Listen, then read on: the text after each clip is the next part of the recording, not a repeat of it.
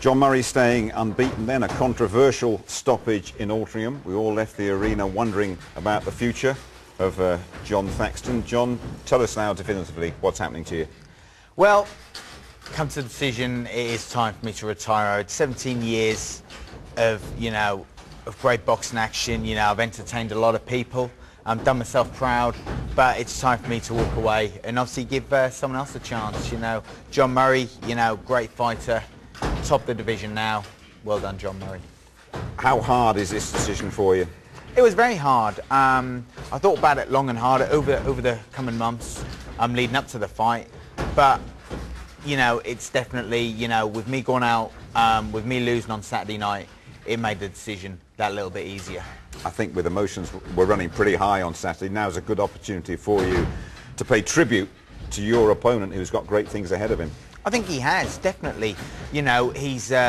He's unbeaten. He's made his mistakes by losing his British title on the scales, and he made his mistakes early in his career. So you live and you learn, and you never stop learning in this game. Never stop learning.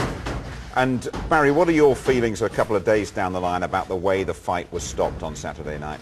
I came home, funnily enough, and what I said, I thought it was the right thing to do. My two boys said, no, Dad, he could have continued. He could have continued. They should have let it go to the end of the round. And maybe they could have, but this kid has been the most brilliant servant to British boxing. 17 years in the game. I could see that he was just starting to fall apart, and I just didn't want to see him get hurt. And I just, that was my feelings. And it's always better to stop it sooner rather than later. And listen, trains really hard. He's done the sport tremendously good, and he's such a great lad. I just like him so much, and every other debate he's going to be a real success tonight, no matter what he does. So throwing the gloves in at this stage, I think, is the prudent thing to do. It's the wise thing to do, and onwards and upwards for Jon Thaxton. I think there's one thing, John, in the middle of all this ballyhoo about Mr. Thaxton here, we mustn't forget what Jon Murray did on Saturday night and how big things are opening up for him. Well, Jon Murray fought to a plan, didn't he?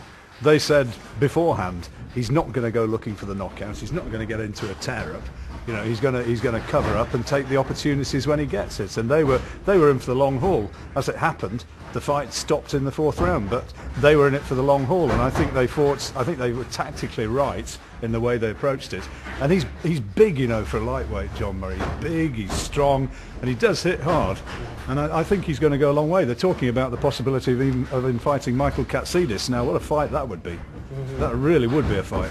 From a refereeing point of view, they're always the one that we have a go at when we moan about some of their scoring, etc., etc. But it's a very tough job in there, and for someone like Howard Foster to do what he did there was a tough decision for him.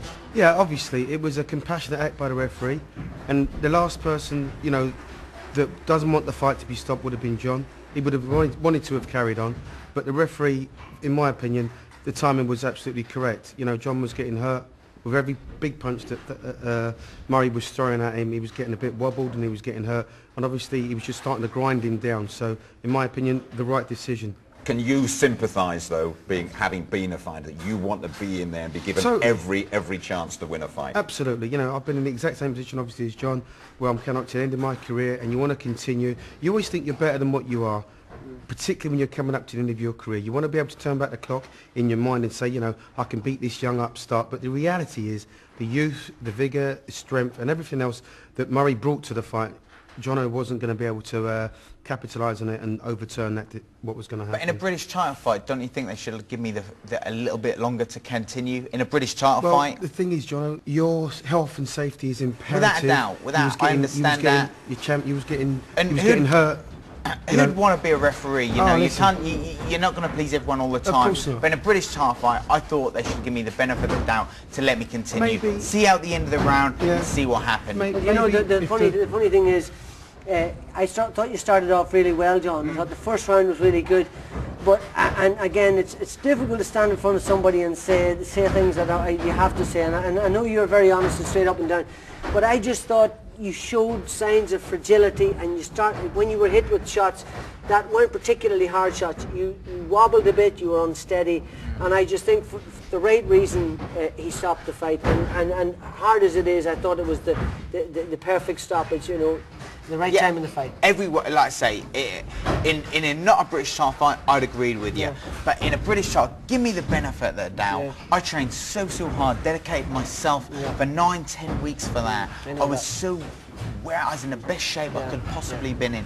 And I've got to be honest, you know, it was a hard decision to make me to retire because I thought, I didn't want to end it like that. But being a professional, you can't choose how you're going to end a career. Of course, and you're absolutely right. I think you're the most honest guy in the business. You know, you said the most important thing you said there was who'd want to be a referee. Yeah, I think Howard Foster had an impossible job to do, and I think he done the right thing. I think he done the right thing at the right time, John. Little final word from you, John. I was just going to say, you talk about honesty, you know, I mean, when you look at your career, one of the things I've always admired about you is that you're an honest fighter. I think Howard Foster made an honest decision.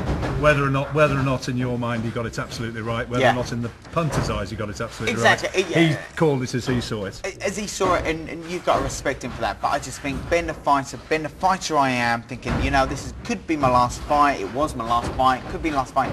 Give me the benefit of the doubt. I'd have rather turned around and said, you know what? I've gone out on my back. Then You'll be like that when you're 70. Yeah, there you go. All right, there's a lot more for us to talk about. We're looking back at a great career as well. And by the way, talking to Duke and to Barry here about how tough it is to quit this sport.